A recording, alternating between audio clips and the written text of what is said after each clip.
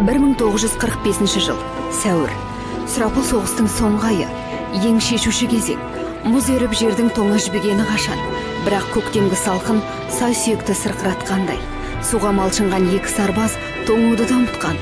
Оқ пен оттың ортасында жер бауырлап жылжып келеді. Олардың бірі қазақтың қара домалағы Рақымжан Қошқарбаев. Рейстаққа ту тапсырмасы болды. Оған кім барады? Ерікті түрде бәріміз де сұрады. Ешкімді күштемеді. Оның себебін кейін білдік. Бұл нағыз өліммен тең тапсырма еді. Ол жерден аман келу екіталай болады. Мен шынымды айтсам, осы жолы тірі қалам деп ойламадым.